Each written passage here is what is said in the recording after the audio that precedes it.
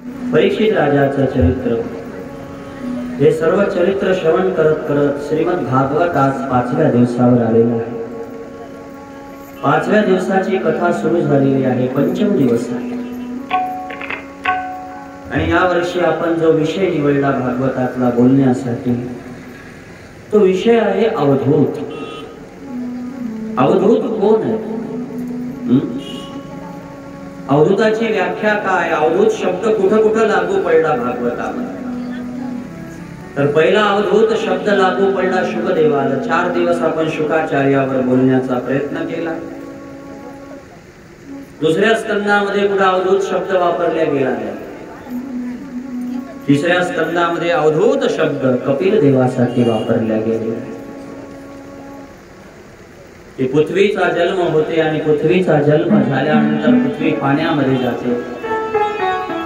हिरण्याक्षाचा जन्म होते. हिरण्याक्ष मागते की मला युद्ध करण्याकरता योद्धा पाहिजे आणि युद्धासाठी योद्धा मागितलेला हिरण्याक्ष भगवान श्री विष्णू सोबत वरा रूपातने युद्ध करते आणि वरा नारायणाशी युद्ध झाल्याच्या नंतर भयंकर युद्ध होते. त्याच्यामध्ये परास्त होते. कोण? हिरण्याक्ष मारल्या जातात. भगवान श्री पृथ्वी मातेला वर आणतात आणि वर आणल्याच्या नंतर ही पृथ्वी कोणाला दान देतात? स्वयंभू म्हणूला दान देतात. स्वयंभू म्हणू आणि महाराज शतरूपा ला सोबत घेऊन, शतरूपा राणीला सोबत घेऊन पृथ्वीचं राज्य करतात. 5 लेकरं होतात. आकृती, देवहूती, प्रसूती, 3 मुली आणि 2 मुलं.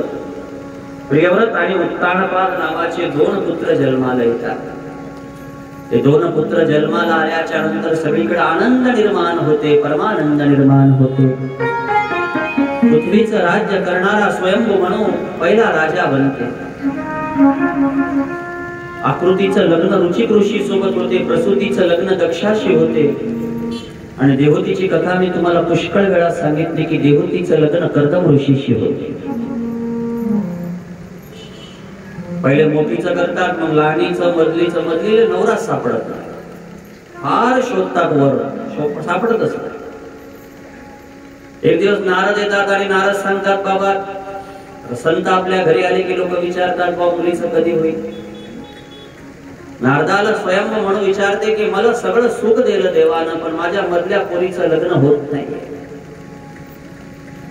गोपाल कृष्ण भगवान की जय. माझ्या मधल्या पोरीचं लग्न होत नाही, महाराज काहीतरी उपकार करा. महाराज तिची कुंडली पाहतात आणि सांगतात, बाबा हिच्या नशिबातनी ऋषी योग आणि तू पहा लागला राजयोग. इथंच तर नारद भानगडी होता. आजकाल मुलीच्या लग्नाला उशीर लागायचं कारणच हे, तिच्या नशिबात असते शेतकऱ्याचा योग. तिने पायनं चालते सर्व्हिसवाला. पहिले तर 2 वर्ष तर फॉर्म मध्येच असतात मायबाप, जे आला ते कर बाजूले, जे आला ते कर बाजूले. मग 3ऱ्या वर्षी जराशे मुहूर्तात. पंढरीनाथ भगवान की. व्यासजी सुंदर कथा सांगतात की तुझ्या मुलीच्या नशिबामध्ये, प्रारब्धामध्ये काय आहे? ऋषीचा योग आहे, साधूचा योग आहे. कोण्या साधूला द्यावं म्हणे? कर्दम नावाचे बाबा आहेत. कर्दम नावाच्या बाबाची भगवत प्राप्ती झाली. कर्दम ऋषी जेव्हा जन्माला येतात तर सगळ्यात पहिले देव प्राप्त करतात आणि देवाला प्राप्त करून घेतल्याच्या नंतर मग भगवंताला म्हणतात मला मोक्ष दे. भगवंत म्हणतो तुला मोक्ष देण्यासारखं हरकत नाही, पण तुझ्या घरी मला जन्म घ्यायचा आहे. सगळ्यात श्रेष्ठ धर्म कोणता आहे? संन्यासी धर्म श्रेष्ठ नाहीये, ब्रह्मचारी श्रेष्ठ नाहीये, वानप्रस्थ श्रेष्ठ नाहीये. सगळ्यात श्रेष्ठ काय आहे? गृहस्थाश्रम. धन्यो गृहस्थाश्रम. गृहस्थाश्रमाला धन्य म्हणले. आपण संन्यासाला धन्य म्हणतो, ब्रह्मचार्याला धन्य म्हणतो, वानप्रस्थाला धन्य म्हणतो. जीवनामध्ये एक गोष्ट ध्यान ठेवा, सगळ्यात श्रेष्ठ धर्म जर कोणता असेल तर त्या धर्माचं नाव आहे गृहस्थाश्रम. या गृहस्थाश्रम धर्मामध्ये महाराज भगवंत जन्माला येतो. राम संन्यासाच्या घरी जन्माले आले नाहीत, ब्रह्मचार्याच्या घरी जन्माले आले नाहीत. कुणाच्या घरी आले? ग्रस्ताश्रमाच्या. दशरथाच्या घरी जन्माला आले. कृष्ण कुणाच्या घरी जन्माले आले? वसुदेवाच्या घरी जन्माले आले. तुकोबाराय असो, ज्ञानोबाराय असो, संत कुणाच्या घरी जन्माले येतात? ग्रस्ताश्रम करणाऱ्याच्या. म्हणून तुला ग्रस्ताश्रम करावा लागेल, संसार करावा लागेल. कारण ज्याचे मायबाप धन्य तिथं देव जन्म घेते. पवित्र ते कुळ पावन तो देश, जेते हरीचे दास जन्म घेते. देवाचे भक्त कुठेही जन्म घेत नाही, त्याची जन्माची मर्यादा आहे. सावता महाराजाच्या मायबापाला धन्यता दिलेली. धन्य त्याची माता, धन्य त्याचा पिता, साठविला दाता त्रैलोक्याचा. आणि मग सगळे संन्यासी झाले. देवान जन्म कुठं घ्यावा? संसाराची निंदा आहे शास्त्रामध्ये. संसाराची निंदा आहे. संसार दुःख मुळ, चौकडून इंगळ, विश्रांती नाही कोठे, रात्रंदिन तळमळ, संसारी असता सुख, तरी का त्यागती संकाधिक. हजारो प्रमाण गाथेमध्ये सापडतील तुम्हाला की संसाराची निंदा आहे. संसार संतान सोडला का? तुकाराम महाराजाला 4 मुलं झाली, 4 लेकरं झाले, 2 मुलं 2 मुली. काही लोक काही चर्चा सांगून द्यायला लागले, काही चरित्र सांगायला लागले. त्या दिवशी एक कीर्तनकार सांगू लागला, तुकाराम महाराजाला माहित झालं की मला वैकुंठाला जायचं. माहित झालं असेल, शक्य त्याच्यात काय अशक्य असेल? साध्या म्हाताऱ्या माणसाला कळते की माझं मरण कधी येते. मरण कळायला काय लय मोठं गणित आहे का? 2-4 शरीरातल्या खुणा असतात, त्या जर प्राप्त झाल्या तर समजते की आपण कधी मरणार. मी सांगत नाही, माझ्या तोंडाकडे पाहू नका. मनसाल महाराज सांगते का? सांगत तुम्ही आताच करत बसता. ज्ञानेश्वर महाराजाचा अभंग आहे त्याचा की असं व्हायला लागलं की समजायचं 1 वर्षात मरतो, तसं व्हायला लागलं की समजायचं 6 महिन्यात मरतो. आणि शरीराचा एक अवयव आहे, अवयव ते जर डोळ्यात दिसला नाही समजून घ्यायचं आताच मरतो. पंढरीनाथ भगवान की. त्याला काय लागते? मरण. मरण कोण नाही ओळखू शकत, मरण सगळे ओळखू शकतात. तुकाराम महाराजांनी जगाला सांगितलं की बाबा मला या दिवशी जायचं, मला या दिवशी जायचं. आता जायचं म्हणल्याच्या नंतर महाराज तुकाराम महाराजांनी आवलीला सांगितलं. आणि कीर्तनकार बाबा सांगू लागले त्या दिवशी की तुकाराम महाराज वैकुंठाला चालले, आवलीला म्हणले चाल. आवली आली नाही. काहून आली नाही? अवजी तुकाराम महाराज सोडून 5 मिनिटही राहत नव्हती. ती आवली का नाही गेली माहित आहे का? कारण ती गर्भवती होती. पंढरीनाथ भगवान की. तुकाराम महाराज वैकुंठाला जायच्या आणि तिच्या उदरातनी भगवान पंढरीधीश पांडुरंगाने आशीर्वाद दिला. स्वप्नात येऊन सांगितलं होतं की तुकोबाला या दिवशी वैकुंठाला जाणार आहे. आणि तुझ्या उदरातली तिची ओटी भरली होती रुक्मिणीने. सांगितलं होतं की तुला आता मुलगा होईल. आणि जेवढं वैभव तुकाराम महाराजांनी गमवलं जानते नाही का, तेवढं वैभव हे मुलगा तुझ्या डोळ्या देखत काय करल, तयार करल. हे आशीर्वाद देलता पांडुरंगा. आणि तो वाचा तुकाराम चरित्र. संतान संसार सोडला. संत संसार सोडत नाही. संसाराच्या वाईट व्यसन सोडणं महत्वाचं. संसार कोणाला दुःख मोड. लेकरं कोणाचे आडवे आले भजन करताना, कोणाची सून आडवी आली भजन करताना येतच नाही. तुमच्या गलत प्रेम आहेत ते संसार करू देत नाही. आमचे गुरुजी मग म्हणत गाडीत बसल्या बसल्या लग्नच ना हात केला. कधी पोरायचे लग्न झाल्यावर कळलं. पंढरीनाथ भगवान की. संसार सुटत नाही बाप, संसार सोडणंच नाही. शेवटपर्यंत सोडू नका. ना नातू सोडा, ना लेकर सोडा. वारकरी संप्रदायात कुठं सोडा म्हणलं तुम्हाला? सगळं सांभाळा. नलगती सायासे जावे वनांतरा. म्हणून कर्दमा मला तुझ्या घरी जन्म घ्यायचा आहे. मला तुझ्या घरी काय करायचं आहे? जन्म घ्यायचा आहे. मला एक अवधूत म्हणून तुझ्या घरी यायचं आहे. आणि तुझ्या घरी जन्म घ्यायचा म्हणल्यावर कधी घ्यायचा? तू लग्न करशील तेव्हा जन्म होईल. मग होणार आहे का? नाही नाही, तू लग्न कर. कर्दम ऋषी लटलट हालायला लागले, देवा संसारात आम्हाला घालू नको. संसार दुःखमुळे, संसार व्यसनमय, संसार वाईट आहे. कोण ऐकते महाराज?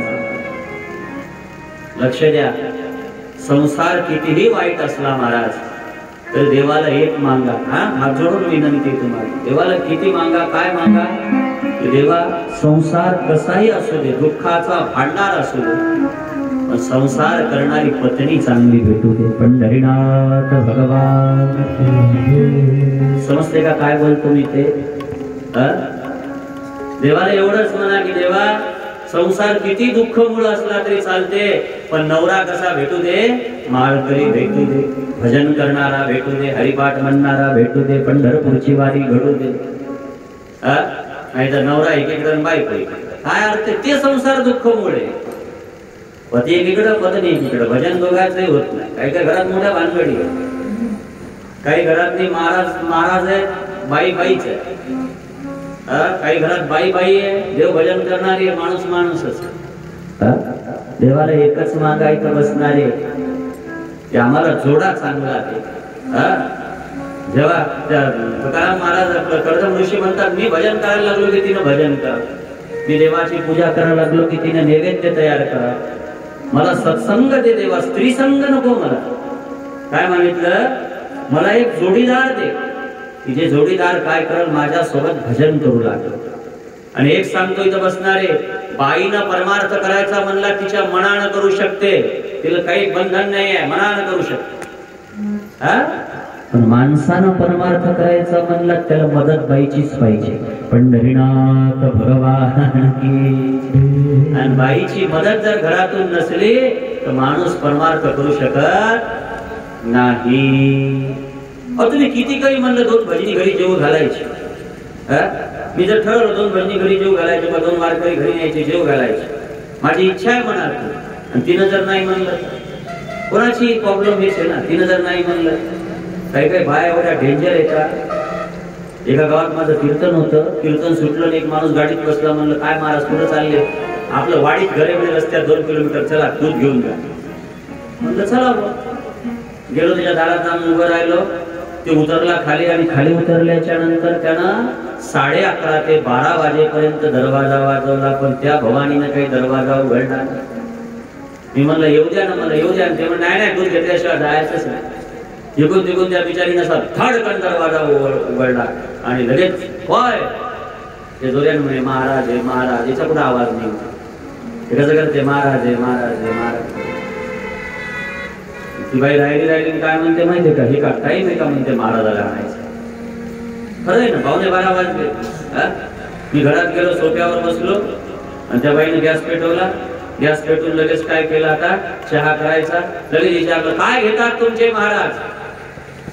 मी मोकाट्याने सांगितलं, म्हणलं मी दूध घेत असतो. हे तिथं गेला आणि सांगे म्हणे दूध घेतात. ती बाई राहिली म्हणे दूध प्यायले काय महाराज रानकोके आहे का? काय म्हणे दूध प्यायले महाराज काय रानकोके आहे का? एवढा मोठा महाराज रानकोके. एकदा तर घनघंटे गंध आदळला, दूध केलं, आणि दूध केल्याच्या नंतर एकदाच जाऊ द्या आता दिलं माझ्या मन. मी महाराज खरंच मी बी रानकोक्यावानीच पिलं, खाली मान घालून. घराच्या बाहेर आलो, ते माणूस म्हणून करते हा मला आता काय झालं हसायला तुला? म्हणे तिच्या काही मनावर घेऊ नका, ती बोलते पण तिचं मन लय चांगलं आहे. आता महाराजाला रानकोक्या म्हणली तरी मन चांगलंच आहे. नाही पुतळे बांधावतो गायचे चौकात. कधी कधी परमार्थ करताना पत्नीची मदत करा, आणि पत्नीची मदत जर तुम्हाला नसली तुमचा परमार्थ व्यर्थ. संसार भागवताचा 3रा स्कंद सुरू झाला, आणि 3ऱ्या स्कंदाच्या पहिल्या अध्यायात कथा कोणाची? विदुराची. मी तुम्हाला एक वर्षभर कथा सांगितली होती, म्हणजे 7 दिवस सांगितली होती विदुर कथा. त्या विदुराच्या चरित्रामध्ये अशी कथा येते की विदुराच्या बायकोचं नाव सुलभा आहे, सुलभा. आणि विदुर हाकलून दिलेला आहे, कुठून? भावानं काढून दिलेला आहे घराच्या बाहेर. दुर्योधनानं पुतण्या होता, दुर्योधनानं लात मारली विदुराला, मनगट धरलं, घराच्या बाहेर काढलं. विदुरांना विदुर भाऊ होता, हिस्सा मागू शकत होता, पण विदुरांना हिस्सा मागितला नाही.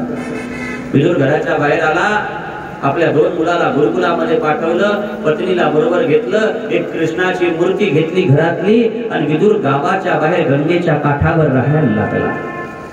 गंगेच्या काठावर राहणारा विदुर, गंगेच्या काठावर राहणारा विदुर गावामध्ये भिक्षा मागून जीवन व्यतीत करायला.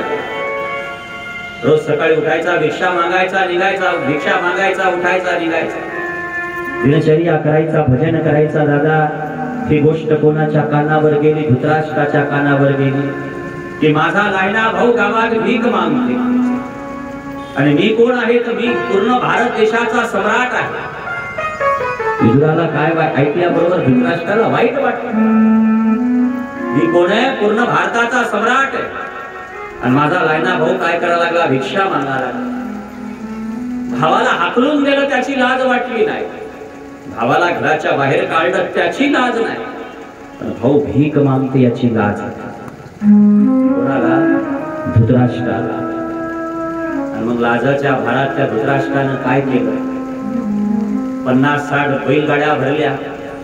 कोण्या बैलगाडीत तूप टाकलं, कोण्या बैलगाडीत तेल टाकलं, कोण्या बैलगाडीत धान्य टाकलं, कोण्या बैलगाडीत पैसा टाकला, कोण्या बैलगाडीत किराणा टाकला आणि सांगितलं, जा रे माझा भाऊ भीक मागा लागला. गावाच्या बाहेर गंगेच्या काठावर विदुराचं झोपडं, त्या झोपड्यात हे माल नेऊन पोहोचून द्या. महाराज 50 गाड्या भरलेल्या आहेत, 50 गाड्या. 1 वर्षभर पुरेल इतका अनाज आहे. आणि ते दारात आलं. कोणाच्या दारात आलं? भीक मागणाऱ्या सुलभेच्या दारात आलं, भीक मागणाऱ्या विदुराच्या दारात आलं. आणि दारात आल्याबरोबर विदुरानं पाहिलं की माझा भावाला लाज वाटते, मी भीक मागतो म्हणून माझ्या भावानं हे पाठवलं. मला तर याचा मोह नाहीये, मला तर माझ्या भावाचा एक कणही खायचा नाही. एक गव्हाचा कण सुद्धा मला धृतराष्ट्राचा नको, कारण त्याचा जर कण पाहिजे असता तर मी ते राज्य सोडून इकडे आलो नसतो. मी भाऊ होतो, हिस्सा मागू शकत होतो. मला कण सुद्धा पाहिजे नाही. पण मी भजन करायला लागलो, याचा अर्ध पुण्य कोणाकडे? माणसाला जीव लावू नाही का? तुम्ही पुण्य करायला लागले, तुमचा अर्ध पुण्य कुठे जाते? तुमच्या पत्नीकडे जाते. महाराज इकडं एवढ्या उन्हात थंडीत वाड्यात रात्रंदिवस भागवत वाचते, अर्ध पुण्य माझं कुठे चाललं? झोपले का काय?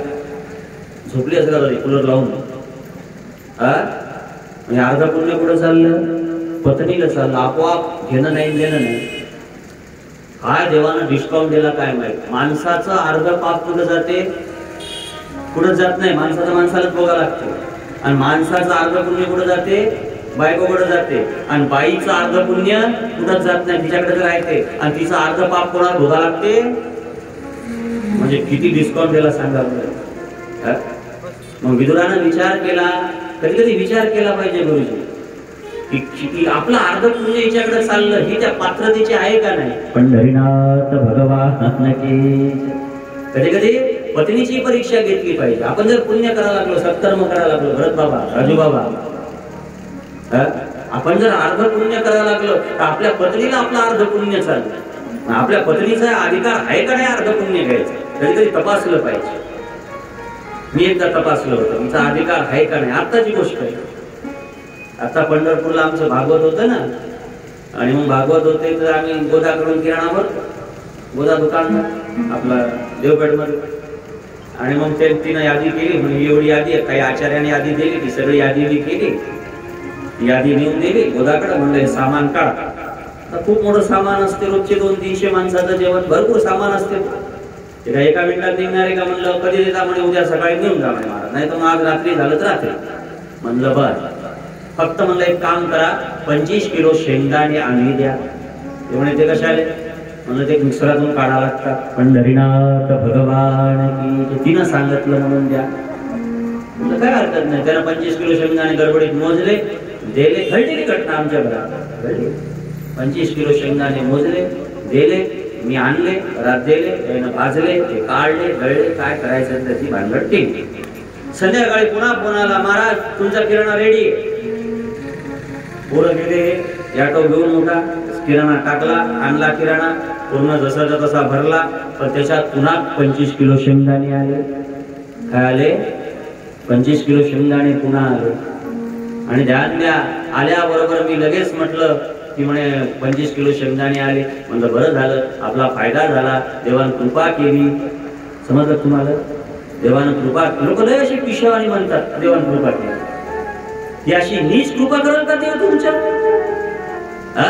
जरा जागे व्हा.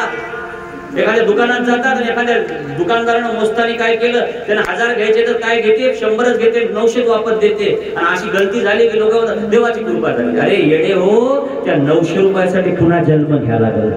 पंढरीनाथ भगवान. या जगात 3 गोष्टी चुकत नाहीत: हत्या, वैर आणि ऋण. कोणाची हत्या करसाल, आज पैसा भरसाल, वकील जिंकसाल, काय करसाल ते करसाल, निपटसाल, एक दिवस ते भोगा लागल. कोणाचं उसनं काढसाल, ध्यान द्या, कोणाचं उसनं काढसाल, एक दिवस ते या जन्मात नाही त्या जन्मात भोगावं लागल. आणि कोणासोबत भांडणं करसाल ना, या जन्मात मोकळे होसाल, त्याला त्रास देऊन, पण कुठेतरी ते भोगा लागल. भागवताचा शब्द आहे, 3 गोष्टी कधी जीवनात चुकत नाही. ध्यान ठेवलं पाहिजे.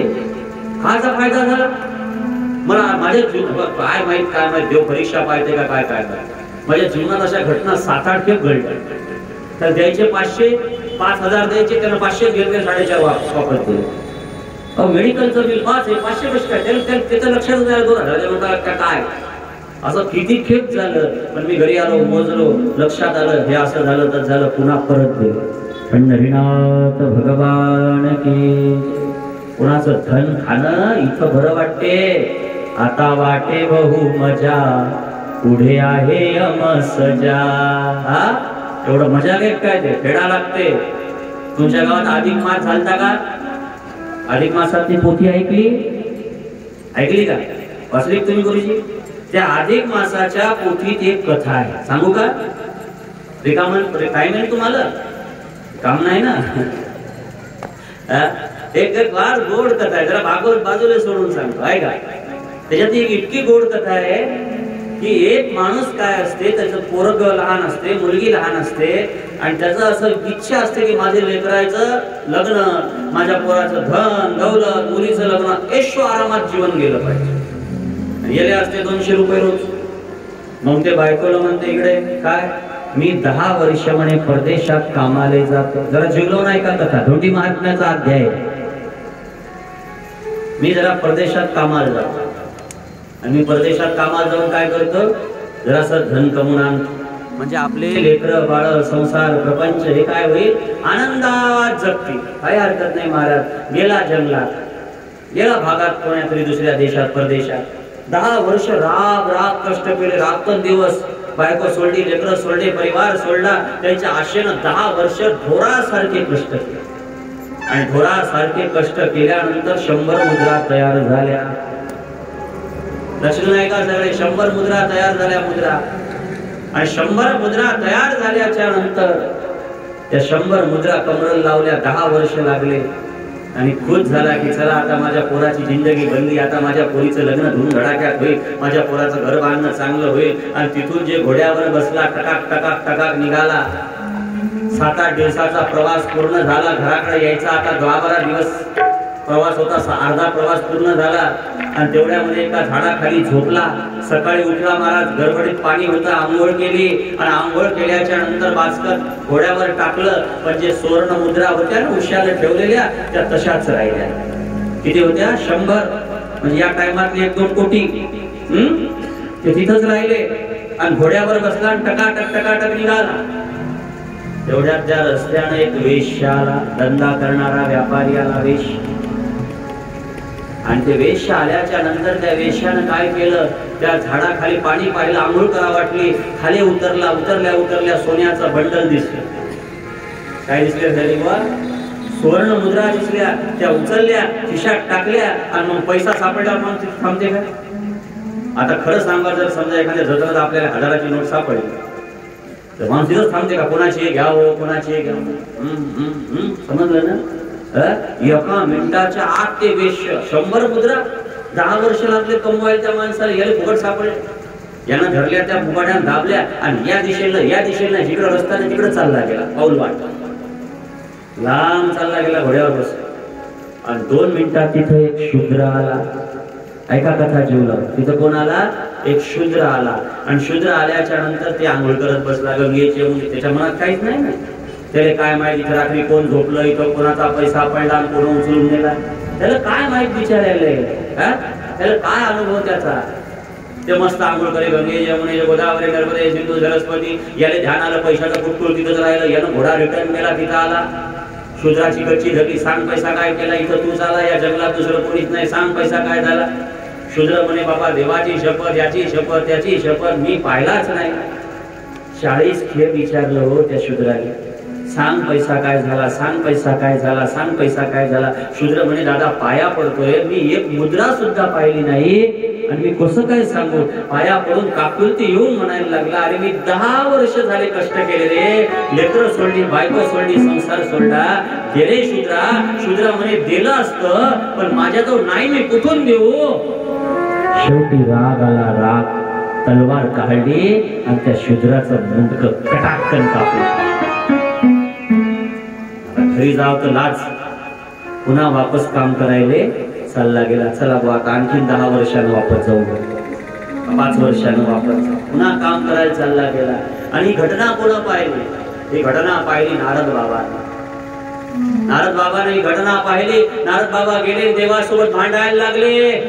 देवा देवा तुझ्या दारी न्याय का नसावा. देवा अन्याय झाला, न्याय नाही तुझ्या राज्यात, न्याय नाही देवा, न्याय नाही. देव म्हणे एवढा ओरडायला काय झालं नारदा? अरे काय म्हणे देवा, लाज वाटायला पाहिजे तुला. अरे पण झालं काय एवढं तर सांग. काय देवा न्याय झाला म्हणे. पैसा कमवला 10 वर्ष त्या ब्राह्मणांना, ते चोरून नेला वेश्यानं. आणि जीव कोण मारल्या गेला? जीव कोण मारल्या गेला? शूद्र. त्या शूद्राचा काय दोष होता सांग बरं. फुकट त्याचा जीव गेला. आणि यानं 10 वर्ष फुकट 10 वर्ष कमाई केली. गेलो कोणाकडे? धन वेश्याकडे. देवा तुझ्या दरवाजात न्याय नाही. देव म्हणे माझ्या दरवाजात न्याय आहे.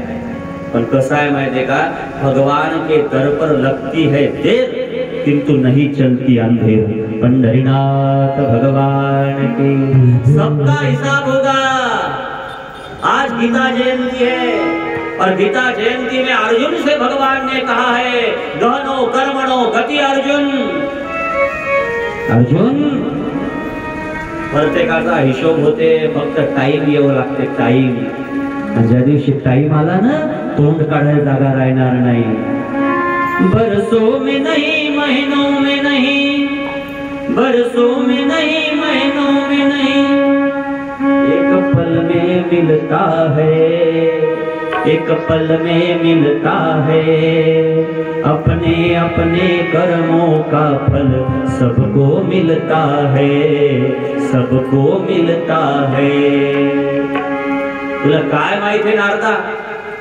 चालला ओरडत माझ्या दरवाजात, न्याय नाही, न्याय नाही. अरे माझा न्याय पाय किती सुंदर आहे. ज्या ब्राह्मणानं 10 वर्ष पैसा कमवला ते पहिल्या जन्मात कर्ज काढणारा होता. त्यानं कर्ज कोणाकडून काढलं होतं? ज्यानं ते पैसा नेला त्या वेश्याकडून कर्ज काढलं होतं. समजा लागलं का काय बोलतो? ते कर्ज काढलं आणि कर्ज बुडवलं. कर्ज काढलं, कर्ज बुडवलं. आणि बुडवल्याच्या नंतर हे ब्राह्मण मागायला गेला त्यानं हात वरी केले. मग यानं मधातला माणूस आणला. मधातला माणूस होता शूद्र. मधातला कोण होता? म्हणून कोणाच्या मीटिंग मध्ये बसू नये. पंढरीनाथ भगवान की. कोणाच्या वादात पडू नये. मी मधात होतो महाराज, मी भरले 50,000 शाळेत गालीच्या. देणं नाही. निस्त मदत होतो. देणाऱ्याने एकानं दिले, दुसऱ्यानं उचलले, तिसऱ्यानं नेले आणि भरले कोण? शाळेत गालीच्या. कारण शब्द दिलेला आहे. भरा लागेल या जन्मात नाही, पुढच्या जन्मात द्या लागेल. कर्ज काय सोपं आहे? मी असो का तुम्ही असो? शूद्र कोण होता? मधातला. ज्यानं मधातल्याला जरासा पैसा दिला म्हणे सरकार हातवरी, दोघांना हातवरी केले. ब्राह्मण म्हणे माय पैसे दे, माय पैसे दे, दोघांना हातवरी केले. ब्राह्मण घरी गेला, फाशी घेतली. ते ब्राह्मण या जन्मात वेश्य झाला, समजते. आणि 10 वर्ष कष्ट यानं केले, पैसा कोणाचा फेडा देऊन? ब्राह्मणाचा. आणि जीवान कोण मेला? मधातला. पंढरीनाथ भगवान की जय. पहा कर्माची गती किती न्यारी, ही दैवाची लीला आहे सारी. नको ठेवू तू अभिमान अंतरी, जीवन आहे रे दुपारची सावली. लय मजा वाटते लोकांना. मी मेडिकल वर गेलो, त्यांना 100 रुपये घेतले, 1000 रुपये बिल झालं. अरे 900 रुपये दे नेऊन माहीत झालं तर. त्याची गलती झाली, तुझी तर नाही झाली, तू तर जागे आहेस. झोपले का काय? कटलरीच्या दुकानावर फायदा झाला, 2 खेळणी शिल्लक, बाया झोपल्या का? तर जत्रेला जाऊ द्या ना पाय. हे फायदे असे करत जाऊ नका. परमात्मा असा नसते देत. परमात्मा असा देईल की मोजता येणार नाही. मोजता येणार नाही ते दे ना परमात्म्याचं. कुठं कुठं बोल. भागवत श्रवण याच्यासाठीच तर भागवत ऐकायला लागते. भागवतात काय आहे सर? 4-4 घंटे लोक बसायला लागले, एवढे थंडीचे, उन्हाचे, तानाचे. काय आवश्यकता काय? तुमचं जीवन परिवर्तित करणं म्हणजे भागवत आहे. बाकी काय भागवत? एक रुपयाचा हिशोब होते, एका रुपयाचा, एका कर्माचा हिशोब होते. मग मी तिला म्हणलं, आपण इथं होतो, शेंगदाणे चालू होते आपले. मी म्हणलं 25 किलो शेंगदाणे, आपला फायदा झाला, जमलं, मस्त झालं, आपला पांडुरंगाची कृपा झाली. ती म्हणे आमची बायको खरंच म्हणे याने कृपा म्हणत नाहीत म्हणे. आज आपण त्याचे 25 इमानदारीने जर 25 किलो शेंगदाणे बुडवले आणि उद्या जर काही 5-6 हजाराचा धक्का बसला तर काय करता म्हणे. मी म्हणलं तुझे पाय कुठे? तू भागवतकारापेक्षा ज्ञानी झाली आता. पंढरीनाथ भगवान की. वापर दिले महाराज जीवनात. त्या गोदाने हातात घेतले म्हणे कमाल म्हणे महाराज. दुसरा असता कोणी तर दिले असते काय? नसते दिले. काय इमानदारीने. देवाला काय आवडते? तुम्ही चंदन लावलेलं देवाला आवडते, तुम्ही पाणी घातलं देवाला आवडते, तुम्ही देवाच्या घरात 1 घंटा बसले म्हणजे देवाला आवडते, तुम्ही 24 तास भजन म्हणलं म्हणजे देवाला आवडते. सो देवाला एकच आवडते, इमानदारी प्रियतयाला सदाचार आवडे. आवडे सदाचार आवडे. इमानदारी प्रियतयाला सदाचार आवडे. आवडे सदाचार आवडे. कुणी कुणाचे रक्त शोषिता क्रोध हरीला चढे. चढे हो क्रोध हरीला चढे.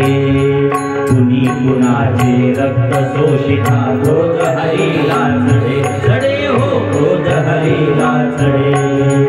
तुकड्या दास मने भक्तीने, तुकड्या दास मने भक्तीने नाचत से पंढरी. भाविकांच्या मेळ्यात दिसला हरी. भाविकांच्या मेळ्यात दिसला हरी. दाऊनी या सगळ्याचे दाऊनी या सगळ्याचे गाणे करी. भाविकांच्या मेळ्यात दिसला हरी.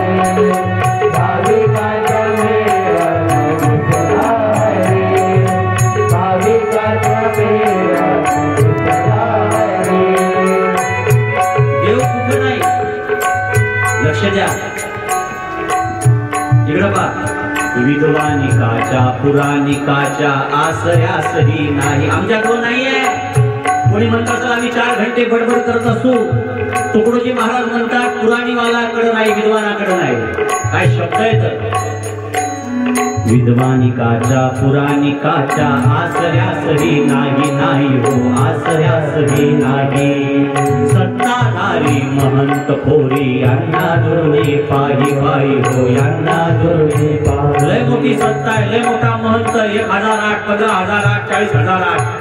त्याच्याकडे देव नाही. तुकडोजी महाराज म्हणते महंताकडे नाही, साधूकडे नाही, बाबाकडे नाही, कोणी. शब्द बागेली गोड आहे. विद्वानिकाच्या पुराणिकाच्या आसऱ्यासही नाही. नाही हो आसऱ्यासही नाही. सत्ता हरी महंत कोणी यांना जोडी पायी पायी हो यांना जोडी पायी नम्र सदा सेवेला असतो नम्र सदा सेवेला असतो गरीबा घरी भाविकांच्या मेळ्यात दिसला हरी भाविकांच्या मेळ्यात दिसला हरी भावनिया सगळ्याचे काम करी भावनिया सगळ्याचे काम करी भाविकांच्या मेळ्यात दिसला हरी भाविकांच्या मेळ्यात दिसला हरी भाविकांच्या मेळ्यात दिसला हरी शेतावरती मजूर जातो त्याच्या सवे काय शब्द आहे जे शेतकरी इमानदारीनं नागर चालवा लागला पेरण्या करायला लागला वखर टाकायला लागला फवारण्या करायला लागला त्याला भागवतात यायला टाईम नाही म्हणून देव त्याच्या संग चालला इमानदारीवाल्या संग शेतावरती मजूर जातो त्याच्या सवे हो जातो त्याच्या सवे भाजी भाकर खाऊन राजी गात से गोडवे गात से गोडवे भाजी भाकर खाऊन राजी गात से गोडवे गात से गोडवे जात पात ही कधी न पुसतो जात पात ही कधी न पुसतो मोहित प्रेमावरी भाविकाच्या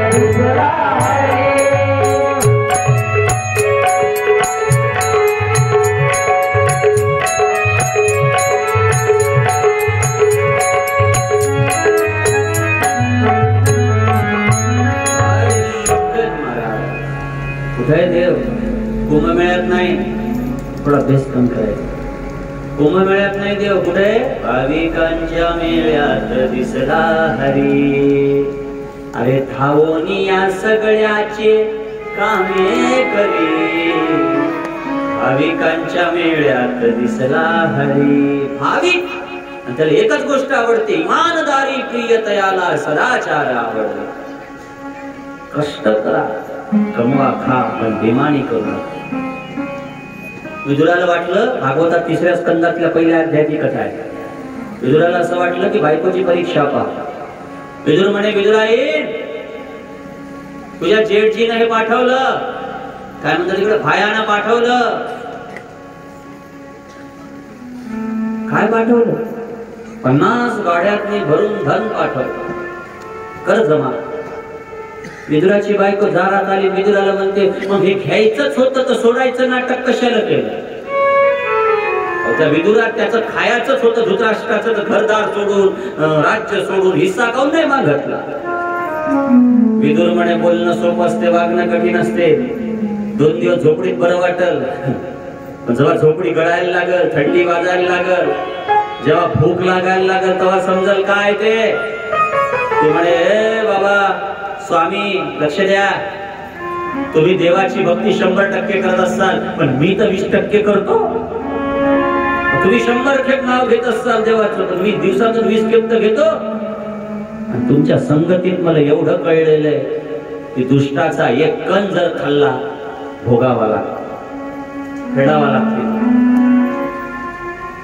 द्या वापस सगळं म्हणे पाय बरं मला मागायला जमणार नाही मी ऐकून घेणार नाही पुढे तू म्हणशील मग मला हार पाहिजे मला बेड पाहिजे मला पलंग पाहिजे मी काही आणून देणार नाही झोपडीत राहावं लागल विदुराची बायको म्हणे तेरा साथ हो तो मुझे क्या कमी अंधेरों से भी मिल रही रोशनी भजन नाही पिक्चरचं गाणं टेन्शन नका घेतो कुछ भी नहीं है तो कोई गम नहीं है मुझे झोपड़ी भी महल लग रही है पाहिलं काय मला इतकं आवडते गीत ते गीत मी कुठेतरी पिक्चर मध्ये पाहिलं होतं टीव्ही मला विदुर डोळ्यासमोर आलता नाना की आंखों में नमी है मगर नमी में सारी दुनिया टिकी है कुछ भी नहीं है तो कोई गम नहीं है बात मुझे झोपड़ी भी महल लग रही है. मी तुमच्या सोबत झोपडीत राहील, टेन्शन घेऊ नका.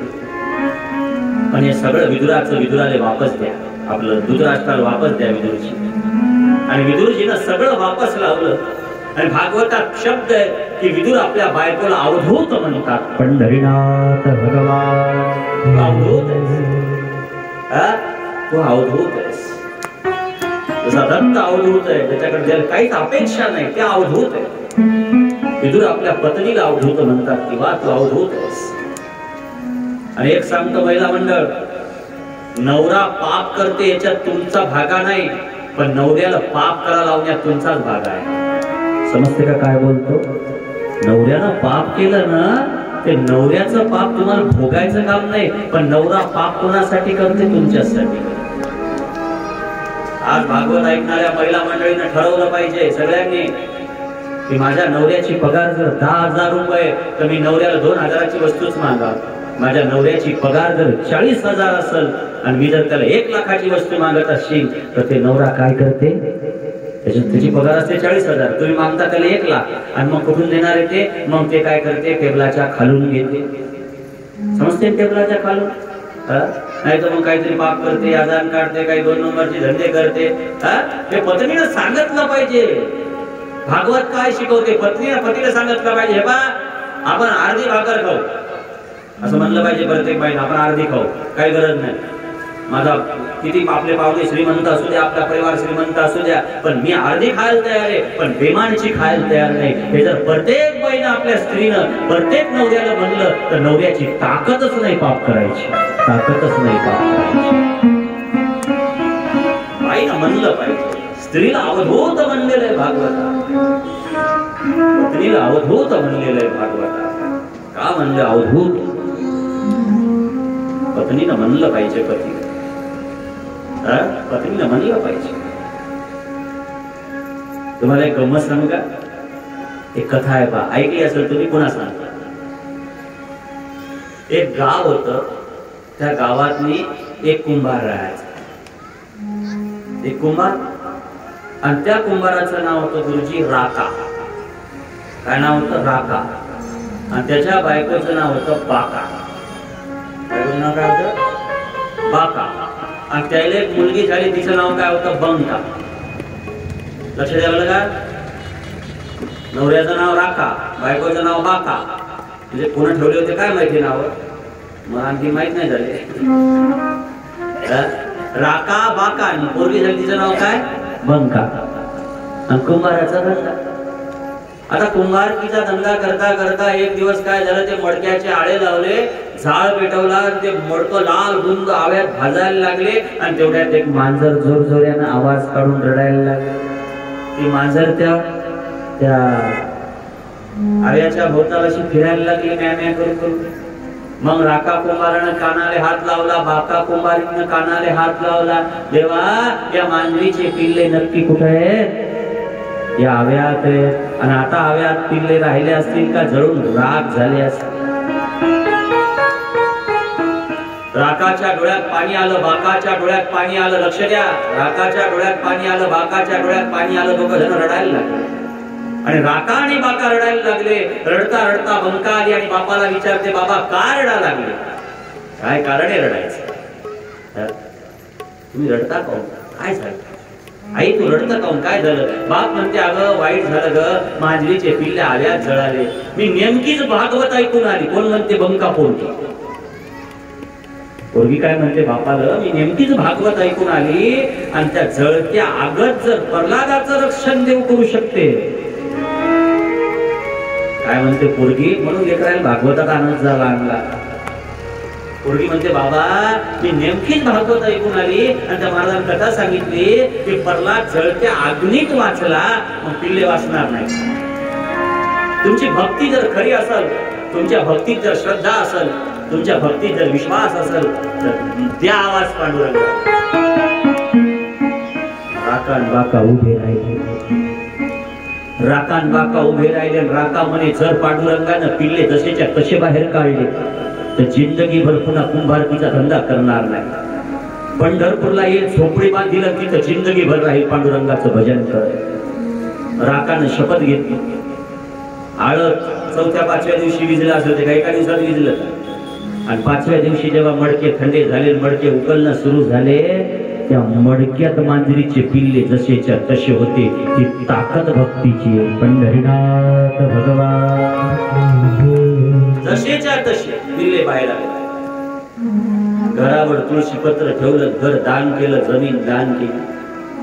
आणि तिघही नवरा बायको, दोघं नवरा बायको आणि तिसरी पोरगी घेतली. कुठं आले? पंढरपूरला आले महाराज. झोपडं बांधलं, झोपडं. आणि झोपडं बांधल्याच्या नंतर त्या झोपड्यात राहायला लागले. मोठ्या महादेवापाशी जायचं, लाकडं तोडायचे, लाकडं घेऊन यायचे आणि लाकडं घेऊन विकायचे आणि त्याच्यावर पोट भरायचं. असा उदरनिर्वाह सुरू झालेला आहे. कोणाचा? राका बाका बंकेचा. काय अधिकार असा विचार. लाकडं इकून जीवन जगा लागले. तेवढ्यामध्ये काय झालं? नामदेव महाराजांना वाळवंटातल्या रेतीचे परीस केले. ही का गोष्ट सगळ्या पंढरपुरात फैलली. मोठी कथा एवढी सांगायला मला वेळ नाही. आणि मग राका कुंभाराची पोरगी बंका आणि नामदेव महाराजाची पोरगी, या दोघीची भेट झाली आणि दोन्ही पोरीचे भांडण झाले. ती म्हणे तुझ्या बापाला जर खरंच वैराग्य असतं, कोण म्हणे कुंभाराची पोरगी, तुझ्या बापाला जर खरंच वैराग्य असतं तर त्याला परीस बी गोटा दिसला असता. त्याला परीस दिसला म्हणून तर त्याच्या चंद्रभागेत फेकला म्हणे. आणि एवढाच शब्द त्या पोरीनं घरी येऊन बापाला सांगितला. ते नामदेव महाराजाला लागला. नामदेव महाराज म्हणे देवा असा कोण कुंभारण कुंभारीन आणि जे माझ्या वैराग्यावर शक घ्यायला लागले.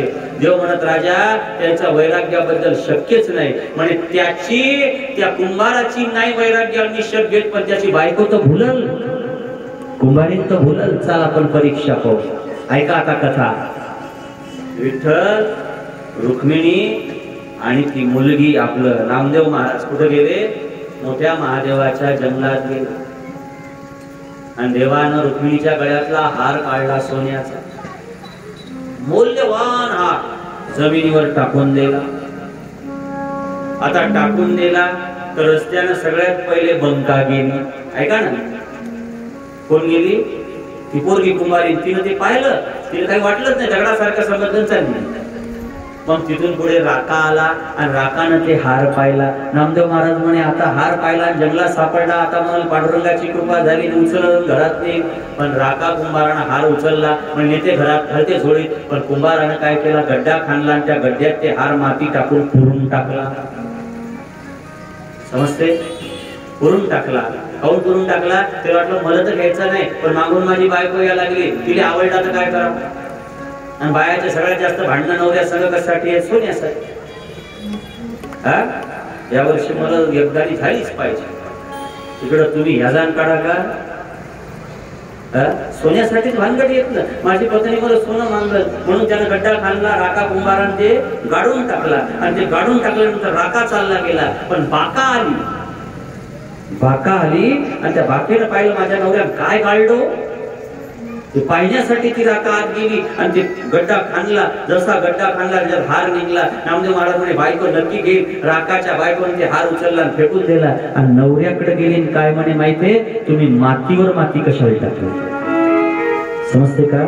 तुम्ही मातीवर माती कशाला टाकली? जर अशी पत्नी संसारात भेटली तर संसारात देव यायला उशीर लागत नाही. पंढरीनाथ भगवान की. तुमच्या घरात जर देव आणायचा असेल तर पती पत्नीचा संयम महत्वाचा आहे.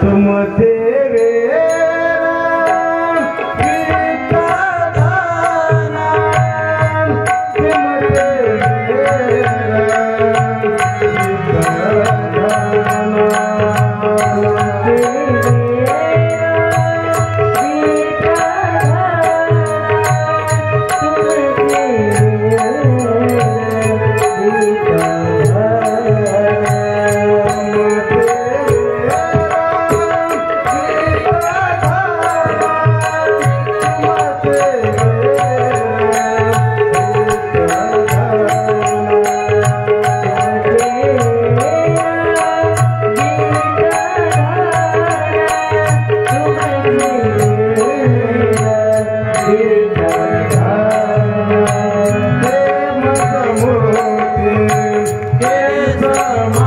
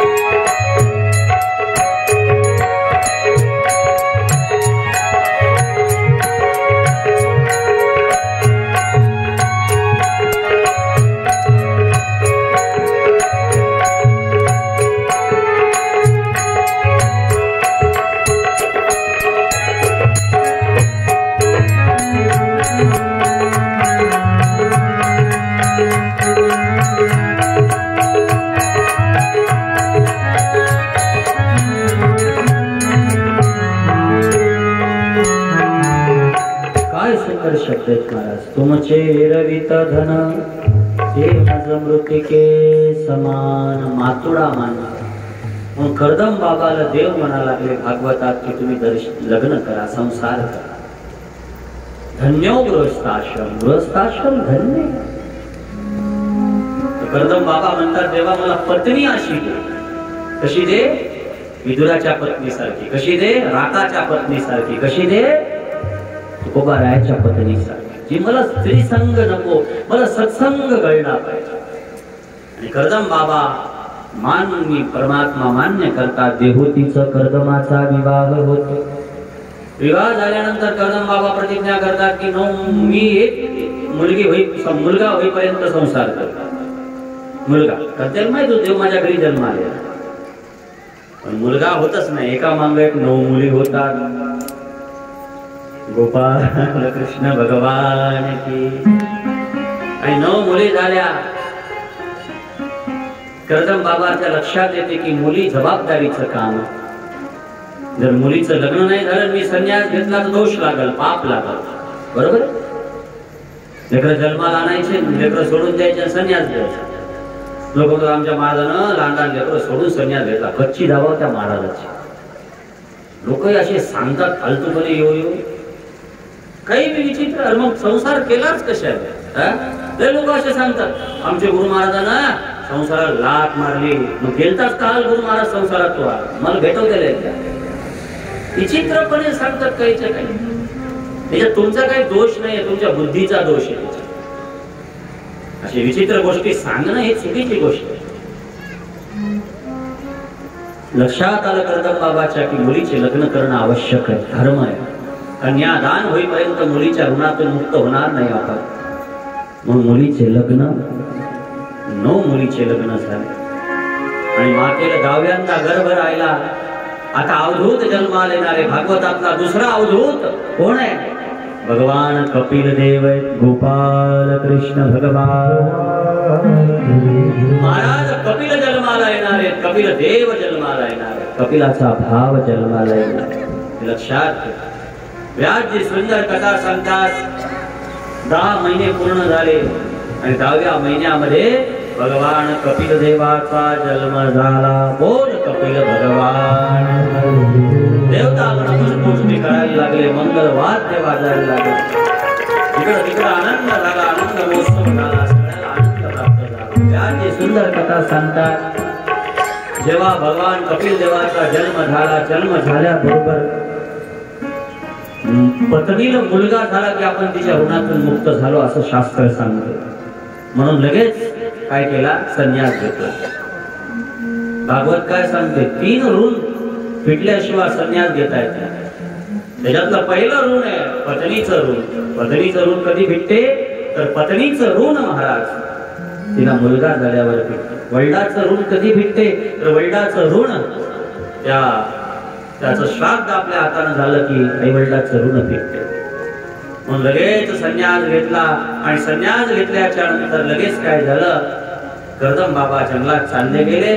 कपिल देव मोठे झाले आणि भगवान कपिल देवानं आपल्या आईला सांख्यगीता सांगितली. गोपाल कृष्ण भगवान. कपिल देवाचा जन्म झाला. 3रा स्कंद विराम केला. 4थ्या स्कंदामध्ये पहिल्या अध्यायात अनुसय्या मातेची कथा आली की दत्त बाबा जन्माला आले. हे एक अवधूत. बरोबर आहे. ही कथा आपण 7व्या दिवशी 8व्या दिवशी कीर्तनात थोडक्यात सांगण्याचा प्रयत्न करू. तर सुंदर महाराज दत्त परमात्मा प्रगट झाले. दत्त बाबा प्रगट झाले. सगळ्यांनी जय जयकार केला. दत्तात्रेय भगवान. अवधूत. इथे एक भागवतात अवधूत शब्द लागला. दत्त बाबा जन्माला आले. पुढे भागवतामध्ये 3रा शब्द अवधूत महादेवासाठी लागला. महादेव अवधूत आहे. अंगाले महादेव काय लावतात? भस्म लावतात. अवधूतासारखे संशानात राहतात. महादेव कुठे राहतात? नमामि शमीशानम निर्वाण रूपम विभुं व्यापकं ब्रह्म वेद स्वरूपम. महादेव चराचराचे गुरु आहेत. विश्वाचे गुरु शंकर. शंकरासारखा त्यागी नाही आहे, शंकरासारखा भगवत भक्त नाही आहे, महादेवासारखा जगत विख्यात कोणी आराधन नाही. सगळ्या जगताचे गुरु, सगळ्या जगताचे तारणहार जर कोणी असतील तर महादेव आहे. सतीचं शंकराचं लग्न होते आणि सतीचं शंकराचं लग्न झाल्यानंतर सती शंकराला असं वाटते की सतीनं माझ्यासारखं वागावं आणि सतीला असं वाटते महादेवानं माझ्यासारखं राहा, महादेवाला असं वाटते सतीनं माझ्यासारखं राहा. दोघांमध्ये वाद तयार होतात. वाद लक्ष द्या, दोघांमध्ये वाद तयार होतात आणि वाद तयार झाल्याच्या नंतर भगवान भोलेनाथ परमात्मा सतीचं मन शांत करण्यासाठी मा सतीला सुंदर भावानं महाराज कुठे घेऊन जातात? रामकथेला घेऊन जातात, रामचरित्राकडे घेऊन जातात. सती रामकथा श्रवण करते आणि रामकथा श्रवण केली तरी सतीच्या मनात शांती येत नाही, आनंद येत नाही. भगवान भोलेनाथ बाबा नंदीवर विराजित होऊन सती मातेला घेऊन जेव्हा निघतात, रस्त्यात राम राज्य चालू असते. सीतेचं हरण झालेलं असते मा सीतेचं. आणि राम काय करतात? झाड दिसलं त्या झाडाला आलिंगन देतात, हे सीता. एखादं पहाड दिसला की त्या पहाडाला आलिंगन देतात, गोट्याला आलिंगन देतात, जे दिसल त्याला आलिंगन देतात. कोण? भगवान श्रीराम. आणि वरून महादेव हे पाहतात. महादेव जेव्हा हे पाहतात, महादेवाच्या डोळ्यातले पाणी येते. पार्वती विचारते, सती विचारते, शंकर आपण का रडा लागले? काय प्रॉब्लेम आहे रडायचा? का रडा लागले बोला? एवढं म्हणल्याच्या नंतर शंकर सांगतात, देवी माझा देव महादेव रडा लागला म्हणून मी रडा लागला, माझा राम रडा लागला म्हणून महादेव रडा लागला. सती म्हणे, हे राम कोण आहे? डोळे लावलाव ज्याचं ध्यान करतो, डोळे लावलाव ज्याचं भजन करतो, डोळे बंद करतो महादेव 24 तास भजन कोणतं करतात? श्रीराम जय राम जय जय राम, श्रीराम जय राम जय जय राम, भजन करे महादेवा. ओ राम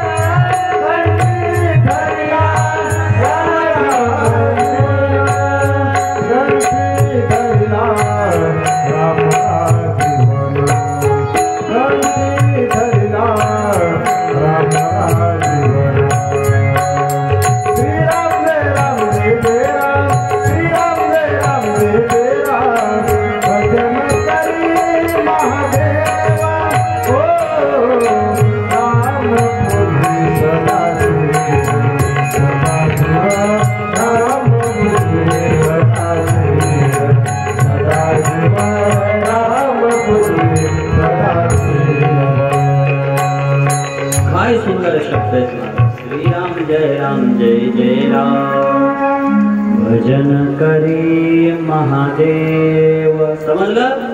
24 तास राम नामाचा जप महादेव करतात. मग महादेव दुखी आहेत, माझा राम रडा लागला. सीता म्हणे, हे तुमचं ब्रह्म आहे? म्हणे, हो माझं ब्रह्म आहे. तुमचं ब्रह्म असं आहे? बायकोसाठी वेळ झालं, झाडाला आलिंगन द्यायला लागलं, दगडाला आलिंगन द्यायला लागलं, पहाडाला आलिंगन द्यायला लागलं. भगवान महादेव म्हणत, देवी ते पहाड नाही आहेत, ते ऋषी मुनी आहेत, ते साधू आहेत, ते संन्यासी आहेत, महात्मे आहेत, जे हजारो वर्ष झाले तपश्चर्या करत बसले. त्याला देव आलिंगन देऊन त्याला मोक्ष द्यावा लागेल असं म्हणे भाव. मला नाही वाटत, मला भ्रम वाटत. शंकर म्हणत, काय परीक्षा? महादेवाच्या देखत सती शंकराला नमस्कार करते आणि शंकरजीला नमस्कार करून माता सती सीतेचं रूप घेते. भगवान शंकरा पुढे उपस्थित होते. पार्वती जब सीता बनकर प्रभु श्री राम के सन्मुख आई. पार्वती जब सीता बनकर प्रभु श्री राम के सन्मुख आई. राम ने उनको माता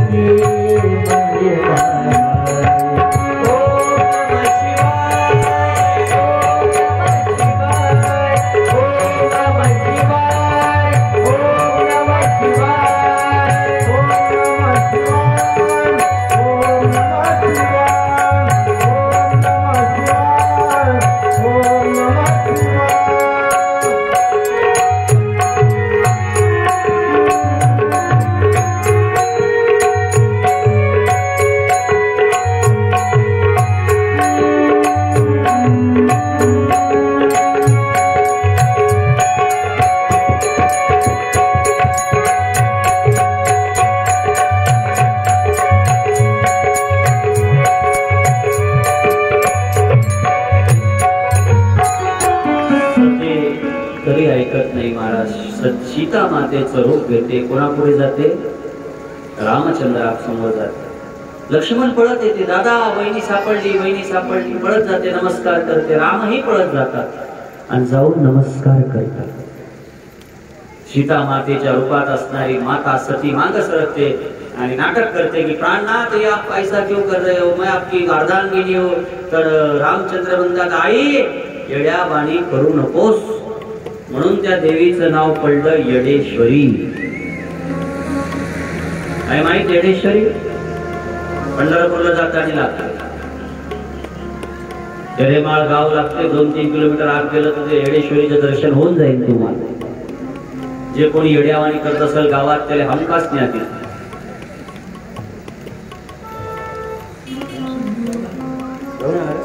पंढरीनाथ भगवान की. येडेश्वरी नाव पडलं देवीचं, येडेश्वरी. आणि कुठेतरी पुन्हा एक परीक्षा पाहिली असेल. राम काय एकदा झालं? या युगातच रामाचा हे अवतार, हे युग 99 आहे. गणित किती आहे? 99. मोठी कथा आहे त्याची. तर 99 राम होऊन गेले. आता जे झालेले राम, आतापर्यंत 99 राम झाले. ही परीक्षा कुठेतरी पुन्हा पाहिली. तेव्हा देवानं काय म्हणलं? आई तू जा. देवी भागवतातली कथा आहे. आई तू जा. म्हणून त्या देवीचं नाव पडलं तुळजा. पंढरीनाथ भगवान की. आई तू जा. देवानं परीक्षा पाहिली. सतीला अपमान झाला. सती परत आली. शंकर तिला माता मानायला लागले. तिला मी मातेच्या रूपात पाहिला का पत्नीच्या पाहिणार नाही. पुढे माता सती दक्ष यज्ञात तिचं दहन होते. दक्ष यज्ञाचा नाश महादेव करतात आणि महादेव पुढे पार्वतीला पर्वताच्या पोटी जन्म घ्यायला लावतात आणि शंकर पार्वतीचा पुनश्च विवाह होते. गोपाल कृष्ण भगवान. ध्रुवाची कथा शिवदेवजी सांगतात. ध्रुव कथा सांगून 4था स्कंद विराम दिला जाते. आता आपण सगळे जण थोडं मांडी घालून टाईट बसा. सगळे जणांच्या हातात फुलं असतील तर घ्या. महिलाजवळ असतील तिकडे माणसाला वाटा जराशे. फुलं वाटा, तांदूळ कोणीही वाटू नका. असतील तर फुलं. हे जय गुरुजी, जय इकडे पुरुष आहे. एक एक फुल, अर्धाला फुल सगळे हातात घ्या. मी जेव्हा फेका म्हणलं तेव्हा फेकायचे. आता आपण सगळेजण गीतेचा कोणता घेता? 12वा, 15वा, 16वा,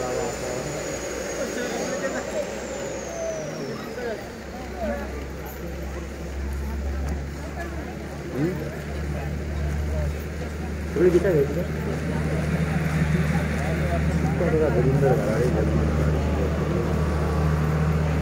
या 15वा विष्णुमान आले त्याला माहिती. पहिला श्लोक 15वा अध्याय आणि मग शेवटचा श्लोकात फुलं. लक्ष द्या. 5621 वर्षाच्या पूर्वी भगवान श्रीकृष्णाने आजच्याच दिवशी अर्जुनाला काय सांगितली होती? गीता सांगितली होती. म्हणून वारकरी संप्रदायात आजची एकादशी गीता जयंती म्हणून साजरी केल्या जाते. आज जन्म कोणाचा झालता? भगवद्गीतेचा. आपण सगळेजण महाभगवद्गीतेची स्तुती गाऊ आणि महाभगवद्गीतेचा एक अध्याय वाचला जाईल. त्यानंतर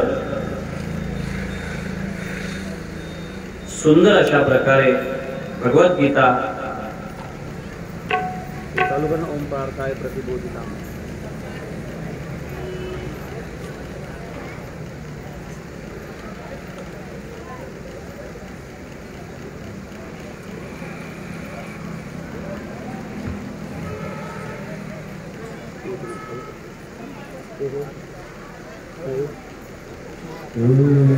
ओम प्रार्थाय प्रतिबोधितां भगवता नारायणेन स्वयं व्यासेन ग्रथिता पुराणमुनिना मध्ये महाभारतम् अद्वैतामृतवर्षिणी भगवती अष्टादशाध्यायिनी त्वमत्वामनुसन्धामिनी भगवद्गीते भवदेशिनी. नमस्तुते व्यास विशाल बुद्धे कुलारविन्दाय तपकरेत निर्णय पूर्ण प्रज्वलितो ज्ञानमय प्रदीपम्. ज्ञानमुद्राय कृष्णाय गीतामृतं द्रुहे नमः. वसुदेवसुतं देवं कंसचानूरमर्दनं देवकी परमानन्दं कृष्णं वन्दे जगद्गुरु. विष्णुद्रोणतटा जयद्रजलाकाण्डारणी लोपला शल्यग्रावहनी कृपेण वहनी कर्णेन वेलाकुला. अश्वस्थामविकर्णघोरमकरा दुर्योधनावर्तिनी सोतीर्ण खलु पाण्डवे रणनिधि गर्वकेतः केशव. पराशरवचो सरोजममलं गीतार्थगन्धोत्कटं नानाख्यानकेसरं हरिकथा सम्बोधमोधानुबोधितं. लोके सज्जनषट्पदे रहरः पीयमानं मृदा भयार्धारतपङ्कजं कपिलं व्रजवंशिनं श्रेयसम्. गोपाल कृष्ण भगवान की जय. धर्मक्षेत्रे कुरुक्षेत्रे समवेतारिवत्सव मामका पांडवश्चैव जय.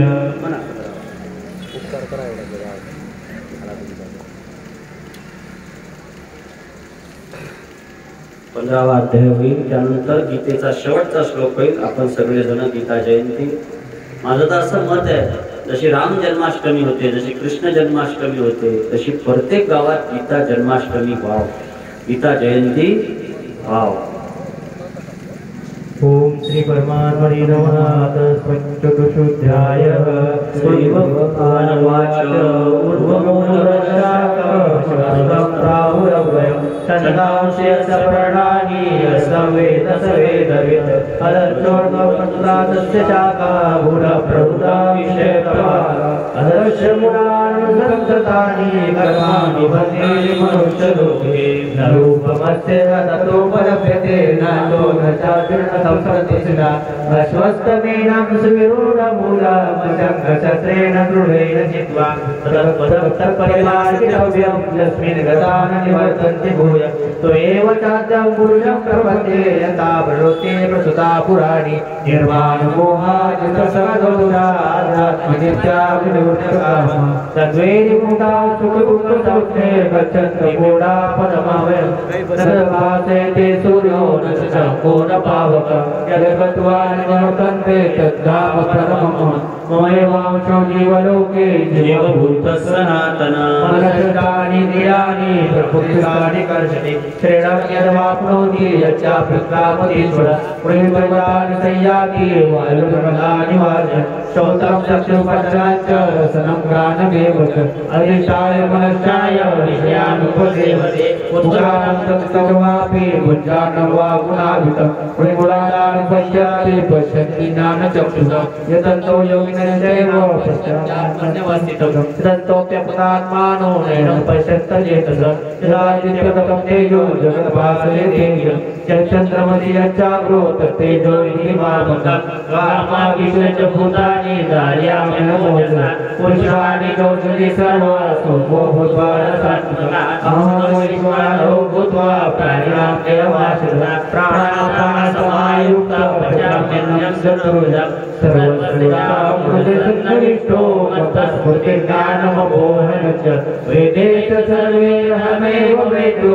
वेदात् तद्वेदविदेव च द्वाविमो पुरुषो लोके चक्षुषदेव च सर्वाणि भूतानि प्रसौतरौच्यते उत्तमः पुरुषस्त्वन्य परमात्मेतुदाहरणः यो लोककल्याणाधीश विभृतवेश्वरः यस्मात् सर्वतेजोऽहमक्षरादपि योत्तमः अतोऽस्मि लोके वेदेश पुरुषोत्तमः यो मामेव सम्मूढो जानाति पुरुषोत्तमः स सर्वविद्भजति मां सर्वभावेन भारत इति गुरुतं शास्त्रमिदमुक्तमयाय एतद्बुद्ध्वा बुद्धिमानस्य सद्गुणस्य भारत हरि ओं तद्विति श्रीमद्भगवद्गीतासुपनिषदुपनिषदे पुरुषोत्तम पंचदशोऽध्यायः तस्सत् श्रीकृष्णार्पणमस्तु यत्र योगेश्वरं कृष्णो यत्र पार्थो धनुर्धरः तत्र श्रीर्विजयो भूतिर्ध्रुवाणीतिर्मतिर्मम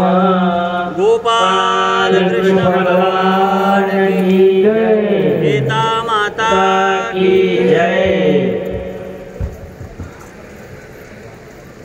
लगेच या ठिकाणी गीता जयंतीचा महोत्सव आपला पार पडलेला आहे।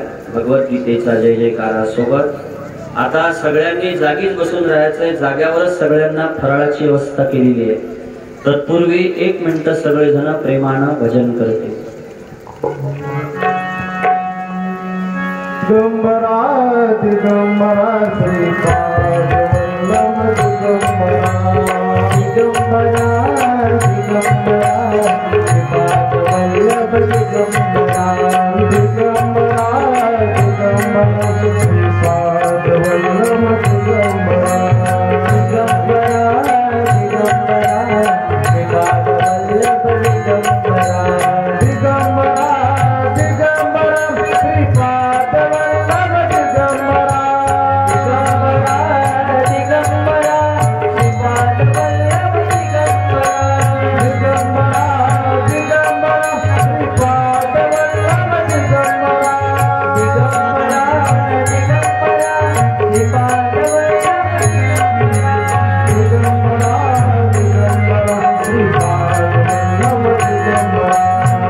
दिगंबरा दिगंबरा